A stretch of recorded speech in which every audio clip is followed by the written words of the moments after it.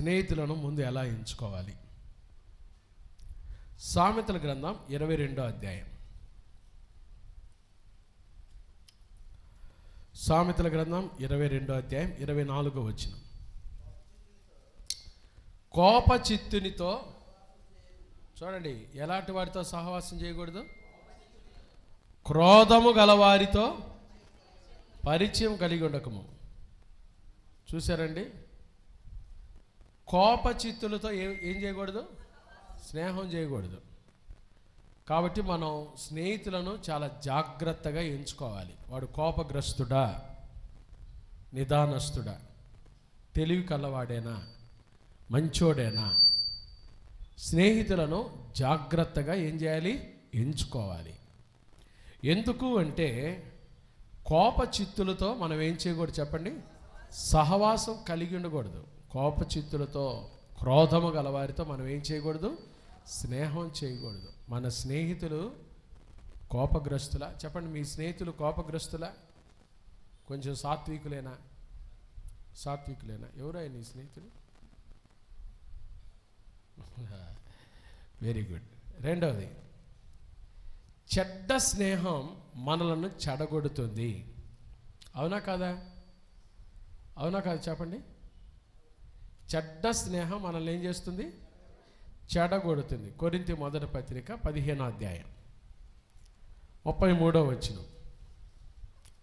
కొరింథీ మొదటి పత్రిక 15వ అధ్యాయము 33వ వచనం. మోసపోకుడి, దుష్ట సాంగత్యము మంచి నడవడిని చెరుపు. చూసారండి, ఏ సాంగత్యము? కాబట్టి చెడ్డవారితో మనం ఏం చేయకూడదు? స్నేహం చేయకూడదు. పొయ్యి చెడ్డోళ్ళతో స్నేహం చేసాం అనుకో, చెడ్డోడు ఏం నేర్పిస్తాడు? చెడ్డ పనులే నేర్పిస్తాడు కదా. చెడ్డోడు ఏం నేర్పిస్తాడు చెప్పండి? అరే అటు బారే, ఇటు బారే, ఇజ్జేరే. కొంతమంది యవ్వనస్తులు వారి యవ్వన ప్రాయంలో స్నేహితులను ఎలా చెడగొడతారో, అంటే ఈడేమైనా మంచోడా పాస్టర్ అని మీరు అడగచ్చు. వాస్తవంగా స్నేహం వల్ల కూడా చెడిపోయే వాళ్ళు చాలామంది ఉంటారు. కాబట్టి మనం చెడ్డవారితో ఏం చేయకూడదు? స్నేహం చేయకూడదు. స్నేహితులను మొదటి పాయింట్ ఏమిన్నా, స్నేహితులను జాగ్రత్తగా ఎంచుకోవాలి. చెప్పండి, స్నేహితులను జాగ్రత్తగా ఎంచుకోవాలి. చెడ్డవారితో మనం ఏం చేయకూడదు? స్నేహం చేయకూడదు. మూడోది, ప్రతిదానికి స్నేహితుల మీద ఆధారపడకూడదు. ప్రతి విషయానికి ఎవరి మీద ఆధారపడకూడదు? ఉండమ్మా, నేను మా ఫ్రెండ్ని అడిగి చెప్తాను. అరే, నీ చదువు, నీ భవిష్యత్తు కూడా వాడిని అడగాల. ప్రతిదానికి మనం ఎవరి మీద ఆధారపడకూడదు? స్నేహితుల మీద. ఇప్పుడు పొద్దున్న లేస్తే కొంతమంది, వాడున్నాళ్ళేమో వాడు చూసుకుంటాలే, వాడు చేస్తాలే. బైబిల్ ఏం చెప్తుంది చూడండి. సామెతల గ్రంథం 25వ అధ్యాయం. సామెతలు 25:17 చదవండి. 25:17. మాటికి పొరుగు అనంటే స్నేహితుడి ఇంటికి వెళ్ళబాకు. మాటికి వెళ్ళబాకండి. దొరికేళ్ళ ఒకడని పొద్దుగూకులు పోయి ఏం చేయబాకండి? అతడు నీ వలన విసికి నిన్ను ద్వేషించినేమో. చూసారా, విసిగిపోతారు. మాటికి వెళ్తే ఎవరైనా ఏం చేస్తారు చెప్పు లాఫీ? విసుక్కుంటారు. మాటికి వెళ్ళకూడదు. మాటికి వెళ్ళావా ఎవరైనా ఏం చేస్తారు చెప్పండి? విసుక్కుంటారు. కాబట్టి ప్రతిదానికి మనం ఎవరి మీద ఆధారపడకూడదు? స్నేహితుల మీద ఆధారపడడం. 4వ పాయింట్, స్నేహితుల గురించి బయట ఎక్కడ కూడా చెడ్డగా మాట్లాడకూడదు. కొంతమంది బాగానే స్నేహం చేస్తారు కానీ చెప్పండి, వారి గురించే ఏం చేస్తారు చెప్పండి? వాడు మంచోడు కాదు, వాడు ఇట్లాటోడు, వాడు అట్లాటోడు. సామెతలు 16వ అధ్యాయం 28వ వాక్యం.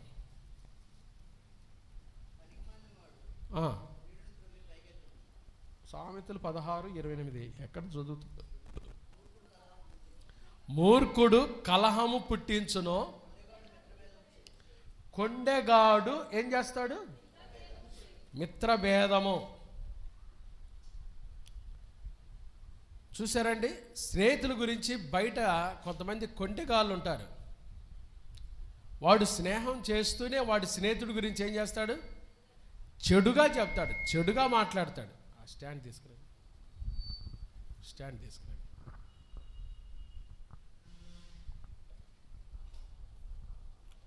స్నేహితుల గురించి మనం బయట ఎక్కడ కూడా ఎలా మాట్లాడకూడదు? చెడుగా మాట్లాడకూడదు. అది మంచిది కాదు. బైబిల్ ఎంత చక్కగా చెప్తాను చూడండి. తర్వాత 5వ పాయింట్, స్నేహితులకు నమ్మక ద్రోహం చేయరాదు. చెప్పండి, ఏం చేయకూడదు? స్నేహితులకు ఏం చేయకూడదు?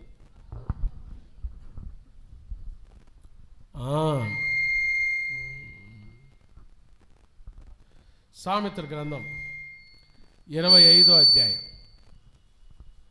సామెతల గ్రంథం 25వ అధ్యాయం 19వ వాక్యం. శ్రమ కాలములో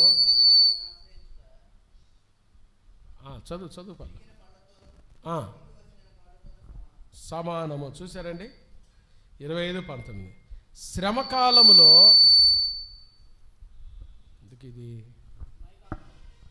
అది తీసేయండమ్మా.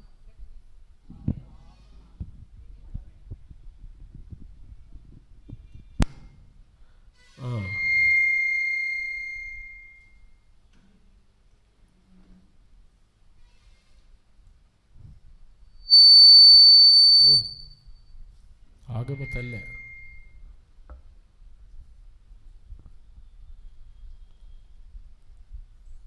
సామెతలు 25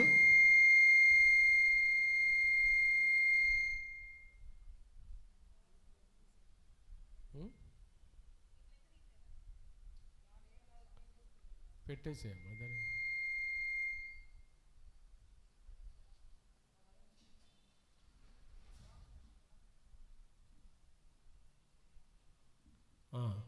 చాలే రండి చాలు.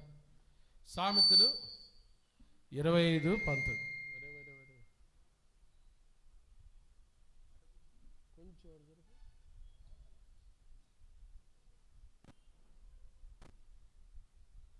హలో సామెతలు 25:19 చదవండి. శ్రమకాలములో విశ్వాసఘాతకుని ఇది కూడా కొంచెం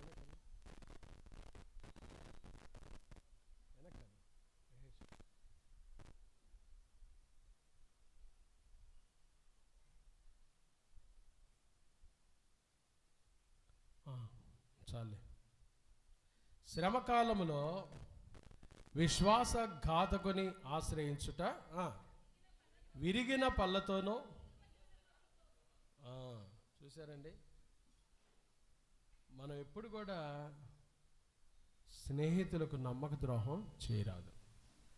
తర్వాత 26:19 కూడా చదవండి. సామెతలు 26:19. పొరుగువాని మోసపుచ్చి నేను నవ్వులాటకు చేస్తున్న పలుకువానితో. మోసపుచ్చి కొంతమంది ఏం చేస్తారు తెలుసా?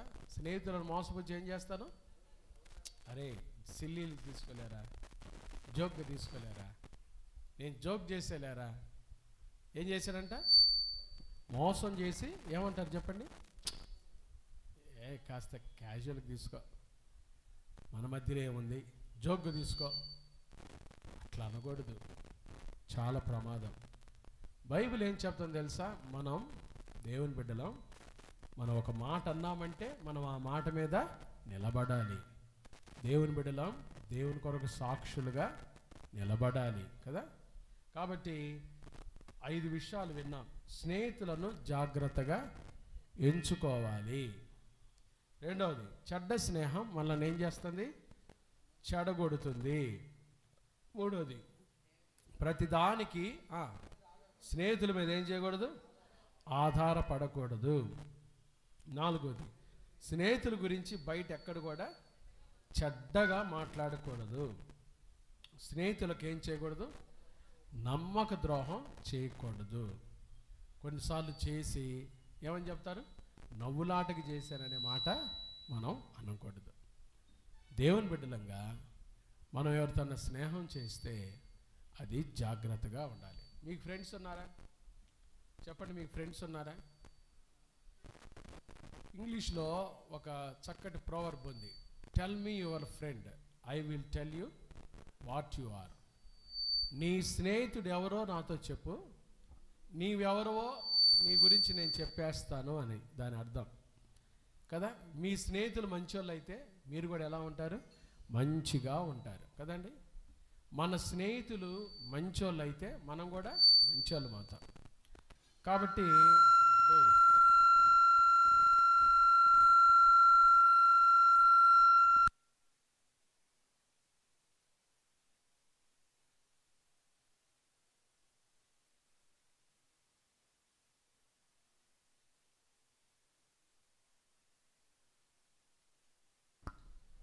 హలో మనం మంచి వారితో ఏం చేయాలి చెప్పండి? స్నేహం చేయాలి. మంచి వారితో స్నేహం చేయాలి. మన స్నేహాలు కూడా మంచిగా ఉండాలి. ఈరోజు బైబిల్లో స్నేహం విలువ ఎలాంటిదో చూద్దాం. కొన్ని వచనాలు చూద్దాం. చూడండి, సామెతల గ్రంథం 27వ అధ్యాయం. సామెతల గ్రంథం 27వ అధ్యాయము 6వ వచనం. మేలును కోరి స్నేహితుడు ఏం చేస్తాడు? మేలును కోరి స్నేహితుడు ఏం చేస్తాడు చెప్పండి? గాయములు చేస్తాడు. ఏం చేస్తాడు? గాయములు చేస్తాడు. మంచి స్నేహితుడు గాయాలు చేస్తాడు. తర్వాత మాట చూడండి, పగవాడు లెక్కలేని ఏం పెడతాడు? ముద్దులు పెడతాడంట. చూసారా? ఏంది రాజు ఇది?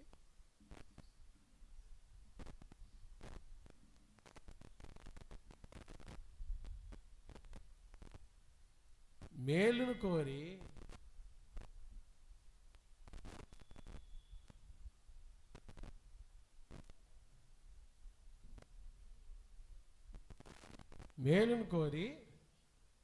స్నేహితుడు ఏం చేస్తాడు చెప్పండి? గాయములు చేయడు. ఏం చేస్తాడు? మంచి స్నేహితుడు ఏం చేస్తాడు తెలుసా? గాయం చేస్తాడంటే రాయి తీసుకుని కొట్టడు. మరి అట్టనుకునేది. గాయం చేస్తాడంటే సందులో పోతుంటే వెనకాలించి క్యాట్ బాల్తో కొట్టడు. గాయం చేస్తాడంటే ఉన్నదన్నట్టుగా చెప్తాడు. అరే, ఇప్పుడు దాకా యూత్ మీటింగ్లో కూర్చున్నాం, మళ్ళీ ఇప్పటికి ఎక్కడికి అంటున్నాం? భారతీయుడు 2కి వెళ్దాం అంటున్నాం. అది మంచి పద్ధతి కాదు. ఇప్పుడు దాకా యూత్ మీటింగ్లో దేవుని వాక్యం విన్నాం, ఇప్పుడు ఏం చేద్దాం అంటున్నాం? ఆ అమ్మాయి ఇటు పోతుందిరా, నన్ను ఆడదాకా వదిలిపెట్టి అంటాను. అది మంచి పద్ధతి కాదు. దేవుని బిడ్డలవరా, మనం మంచిగా జీవించాలి, మంచి సాక్ష్యాన్ని సంపాదించుకోవాలి. యవన ప్రాయంలోనే మన సాక్ష్యం బాగుండాలని మేలును కోరి మంచి స్నేహితుడు ఏం చేస్తాడో చెప్పండి? గాయములు చేస్తాడు. గాయములు చేయటం అంటే మంచిగా చెప్తాడు. మంచిగా ఉండాలిరా, కదిలిచ్చేవు రాజు, మంచిగా ఉండాలిరా అని మంచి విషయాలు చెప్తాడు. పగవాడైతే చేయరా, ఇంకొంచెం ఎక్కువ చేయరే, ఏం కాదురా, అదే కరెక్ట్రా, అదే కరెక్ట్ చెయ్యి అని ఏం చేస్తాడు తెలుసా? లెక్కలేని ఏం పెడతాడు? ముద్దులు పెట్టే మాటలు చెప్తాడు. వాడు ఆఖరికి నువ్వు జైలుకి పోతే ఏం చేస్తాడు తెలుసా? నవ్వుకుంటా ఉంటాడు. వాడికి తగిన శాస్తి జరిగిందిలే అంటాడు. చూసారా? మంచి స్నేహితుడైతే మొక్కలో ఉండగానే నువ్వు ఏదన్నా పాపం చేసేటప్పుడు, దేవునికి విరోధమైన పని చేసేటప్పుడు ఏం చేస్తాడు? వద్దురా, మంచి పద్ధతి కాదురా, అది మంచి పద్ధతి కాదురా, ఈ ప్రవర్తన మనకి మంచిది కాదురా అని ఏం చేస్తాడు తెలుసా? గాయములు చేస్తాడు. యేసు ప్రభువారు మనకు మంచి స్నేహితుడు కాబట్టే ఆయన మనకి ఎప్పుడు కూడా వాక్యం ద్వారా మనల్ని ఏం చేస్తాడు? గద్దిస్తాడు, సరిచేస్తాడు. మనం పట్టించుకో. తర్వాత 9వ వచనం చూడండి, సామెతల గ్రంథం 27 అధ్యాయం 9వ వచనం. తైలమును అత్తరును హృదయమును సంతోషపరచునట్లు చెలికాని హృదయములో నుండి వచ్చు మధురమైన మాటలు. ఇక్కడ ఉంటుంది అసలు విషయం. తైలము అత్తరు ఏం చేస్తాయంటే హృదయాన్ని సంతోషపరుస్తాయి. చెలికాని హృదయంలో నుండి వచ్చే ఏ మాటలంటాయి? వాడికి ఎవ్వరు మాట్లాడిన ఇష్టం ఉండదు, ఆ పిల్ల మాట్లాడితేనే కొంతమందికి కదా. ఎవరు మాట్లాడినా పట్టించుకోరు కొంతమంది. ప్రేమించే అమ్మాయి అబ్బాయి, వాస్తవంగా అది ప్రేమ చెప్పండి? యవన ప్రాయంలో ఆకర్షణ, అది ప్రేమ కాదు, అది కదా.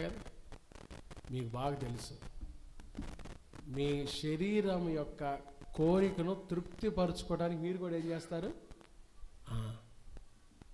స్నేహం చేస్తారు. పాపం చేయటానికి ముందుకు వస్తారు. పొద్దున్న నేను ఒక మాట చెప్పాను, తెలిసి తెలిసి తెలిసి తెలిసి పాపం చేస్తే, సాహసించి మూర్ఖించి ఎన్నిసార్లు చెప్పినా లోబడకుండా పాపం చేస్తే వాడిని ఏం చేయాలంట? సర్వ సమాజంలో నుంచి వాని పేరు కొట్టివేయబడవలెను, వానికి దోష శిక్ష తగును. చూసారా? తెలిసి తెలిసి బుద్ధిపూర్వకంగా జ్ఞానపూర్వకంగా. దేవుని బిడ్డలం మనం, వాక్యం తెలిసిన బిడ్డలం మనం, ఎంత జాగ్రత్తగా ఉండాలి కదా. స్నేహితుడు గాయం చేస్తాడు. మంచి స్నేహితుడు మధురమైన మాటలు చెప్తాడు. మంచి స్నేహితుడని యేసయ్య ముఖాముఖిగా మాట్లాడతాడు. ఎట్లా మాట్లాడతాడు చెప్పండి? నిర్గమాకాండం 33వ అధ్యాయం. నిర్గమాకాండం 33వ అధ్యాయం 11వ వాక్యం.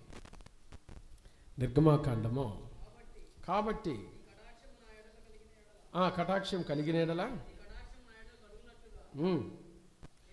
11వ వచనం నిర్గమాకాండం. మనుష్యుడు తన స్నేహితునితో మాట్లాడినట్లు యెహోవా మోషేతో ఎలా మాట్లాడాను? స్నేహితులు ఎలా మాట్లాడుకుంటారు చెప్పండి? ఫేస్ టు ఫేస్ మాట్లాడుకుంటారు కదా స్నేహితులు. వాడు ఎట్టంటే వీడిట్ట అట్లా మాట్లాడుకుంటారా? ఎట్లా మాట్లాడుకుంటారు? ముఖాముఖిగా మాట్లాడు. మోషేతో కూడా దేవుడు ఎలా మాట్లాడాడంట? ముఖాముఖిగా మాట్లాడు కదా. యేసయ్య మనతో కూడా ఎలా మాట్లాడతారు చెప్పండి? ముఖాముఖిగా. ఇప్పుడు మనతో ముఖాముఖిగా మాట్లాడుతున్నాడు. ఎలాంటి స్నేహాలు చేస్తున్నారు? ఎటువంటి స్నేహం చేస్తున్నారు? దేవునికి ఇష్టమైన స్నేహాన్ని చేస్తున్నారా? దేవునికి ఇష్టమైన పనులే చేస్తున్నారా? దేవుడు మనతో ముఖాముఖిగా మాట్లాడేవాడు. చూసారా? తర్వాత చూడండి, యోహాను సువార్త 15వ అధ్యాయం 13వ వచనం. యోహాను సువార్త 15వ అధ్యాయము 13వ వాక్యం. తన స్నేహితుని కొరకు తన ప్రాణం పెట్టువానికంటే లేడు చేసిన మీరు యేసుప్రభువు అంటాడు. చూడండి, స్నేహితుడు తన స్నేహితుడి కొరకు ఏం చేస్తాడు? ప్రాణం పెడతాడు. యేసయ్య మన కొరకు ఏం చేశాడు చెప్పండి? చెప్పండి, ఏం చేశాడు? కల్వరి శిలువలో తన ప్రశస్తమైన, చెప్పండి, ప్రశస్తమైన ప్రాణం పెట్టాడు ఆయన కదండి. ప్రశస్తమైన ప్రాణం పెట్టి మనల్ని సంపాదించుకున్నాడు. ప్రశస్తమైన ప్రాణం పెట్టి మనల్ని సంపాదించుకున్నాడు యేసయ్య. చూసారా? కాబట్టి ప్రభు మనల్ని స్నేహితులని పిలుస్తున్నాడు. ఇంకా యేసయ్య స్నేహం ఎంత గొప్పదంటే, యోహాను సువార్త 17, సామెతలు 17:17 చదవండి. సామెతలు 17:17. నిజమైన స్నేహితుడు విడువక ప్రేమిస్తాడు, దుర్దశలు అటివాడు ఎలా ఉంటాడంట? సహోదరుడుగా ఉంటాడు. యేసయ్య మనల్ని ఎలా ప్రేమిస్తున్నాడు? విడువక ప్రేమిస్తాడు. చెప్పండి, ఎలా ప్రేమిస్తున్నాడు? మీకు తెలుసా? మిమ్మల్ని ఎవరైనా బాగా ప్రేమించే వాళ్ళు ఎవరైనా ఉంటే చెప్పండి. మీ అమ్మ, మీ నాన్న, ఇంకా మిమ్మల్ని ఎక్కువగా ప్రేమించే వాళ్ళు ఎవరు చెప్పండి? తాతయ్య, అమ్మమ్మ, ఇంకా మిమ్మల్ని ఎక్కువగా నిన్నెవరు ఎక్కువగా ప్రేమిస్తారు వంశీ? పేరెంట్స్. సరే, ఒకసారి ఇలాగే ఒక క్లాసులో మా బంధువులు, మా నాన్న, మా అమ్మలు మమ్మల్ని బాగా ప్రేమిస్తారండి అని చెప్పాడంట ఒక స్టూడెంట్ సార్కి. ఆ సార్ అన్నాడంట, సరే మీ అమ్మ ప్రేమించింది అంటున్నావుగా, నీ భార్యని నేను ఎక్కువగా ప్రేమించింది అంటున్నావుగా, వెళ్ళు, ఈరోజు ఇంటికి వెళ్ళు, ఇంటికి వెళ్ళి ఈ ట్యాబ్లెట్ వేసుకో. ఏ ట్యాబ్లెట్ వేసుకో? ఒక ట్యాబ్లెట్ వేసుకో. ఈ ట్యాబ్లెట్ వేసుకుంటే కాసేపు నువ్వు స్పృహలోకి వెళ్ళిపోతావు. ఇంట్లో వాళ్ళంతా నిన్నేమనుకుంటారు? చచ్చిపోయాడు అనుకుంటారు. ఏమనుకుంటారు? చచ్చిపోయాడు. కానీ నీకు లోపల స్పృహ తెలుస్తూ ఉంటుంది. ఒకసారి చెప్పాడంట, చాలా వాల్యుబుల్ లెసన్, వినండి. లోపల నీకు స్పృహ తెలుస్తూ ఉంటుంది, బయట జరిగే విషయాలు తెలుస్తూ ఉంటాయి, కానీ మనుషుల దృష్టిలో నువ్వేమైపోయినట్టు? చచ్చిపోయినట్టు. కానీ ఏం జరిగిద్దో చూడు, నిన్ను ఎవరు ఎక్కువగా ప్రేమిస్తారో చూడు, నేను అప్పుడు మీ ఇంటికి వస్తాను, ఆ తర్వాత చెప్పు నాకు అన్నాడంట. వెళ్ళాడంట, వాడు ఆ ట్యాబ్లెట్ వేసుకున్నాడంట. ట్యాబ్లెట్ వేసుకుని ఏమైపోయాడు? చచ్చిపోయినట్టు పడిపోయాడు. భార్య గబగబ అండి అంటే భార్య చచ్చిపోయాడు. వాళ్ళమ్మ, అత్తయ్య మీ అబ్బాయికి ఏందయింది? గబగబా వచ్చిందని చూశారంట. డాక్టర్ని పిలిస్తే డాక్టర్లు చచ్చిపోయారని చెప్పారు. పెద్దగా ఏడుస్తున్నారంట అందరు ఇంట్లో. పెద్దగా అయ్యో అయ్యో అయ్యో, నా కొడుకు చచ్చిపోయాడని వాళ్ళమ్మ, నా భర్త చచ్చిపోయాడనే వాళ్ళ భార్య పెద్దగా ఏడుస్తున్నారు.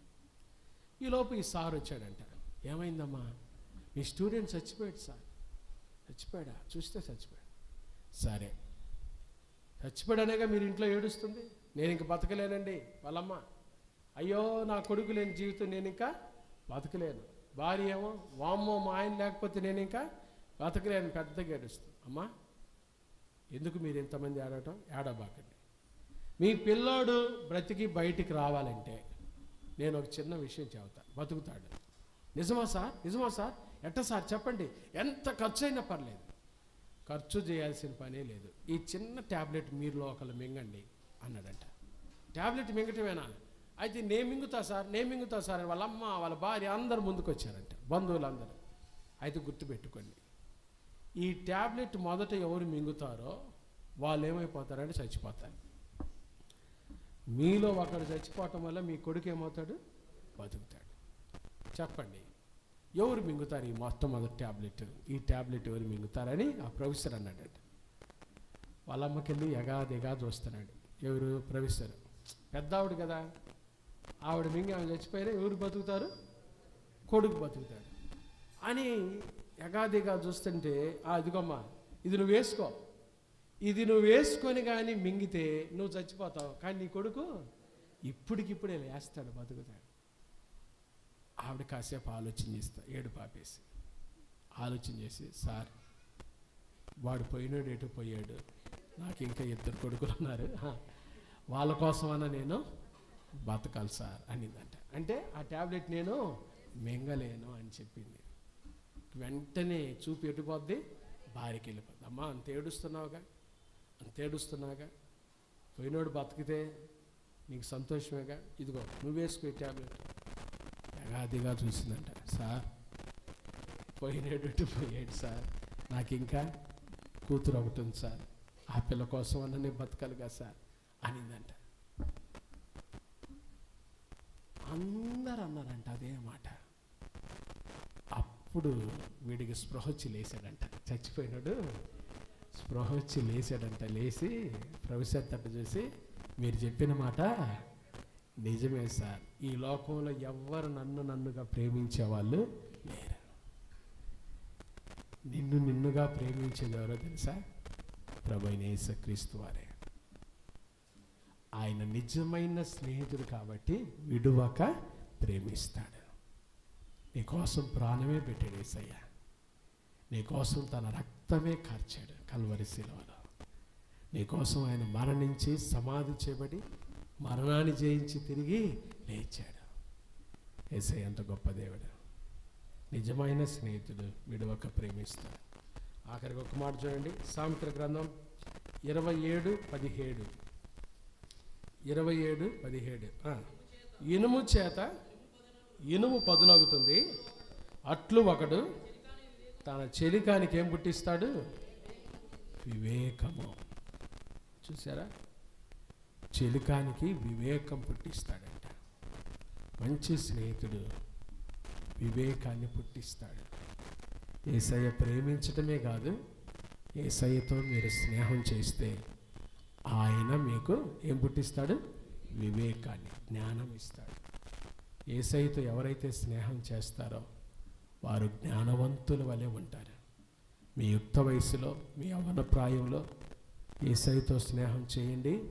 మీ యవ్వన జీవితాలు ఎంత ఆశీర్వాదకరంగా ఉంటాయో, మీ యవ్వన జీవితాలు ఎంత దీవెనకరంగా ఉంటాయో, మీరెంత ఆశీర్వాదకరంగా ఉంటారు.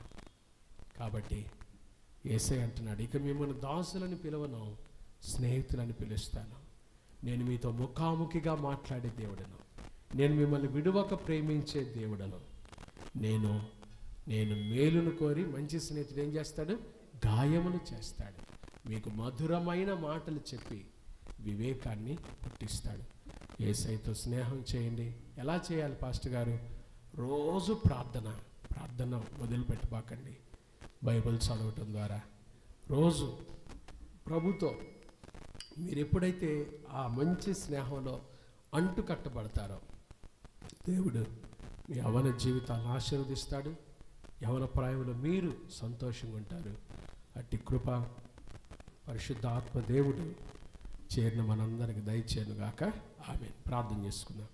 మహాపరిశుద్ధుడా, దయగల దేవానికి స్తోత్రాలు. ఈ సాయంత్రం యవనస్తుల కూడికలో విన్న వాక్యం మా జీవితాలకు ఆశీర్వాదకరంగా చేయండి. ఈ యవ్వన ప్రాయంలో మీతో స్నేహం చేసి బిడ్డలందరూ మంచిగా ప్రభా మీ స్నేహితులుగా పిలువబడే భాగ్యం మా అందరికి దయచేయమని, యవనస్తులు వారి తల్లిదండ్రులు కుటుంబాలను దీవించి వారి చదువులు భవిష్యత్తుల మీద మీ దీవెన దయచేయమని, విన్న వాక్యం మా జీవితాలు నీరు కట్టి ఫలింపచేయమని యేసు నామమున ప్రార్థిస్తున్నాము తండ్రి. ఆమేన్.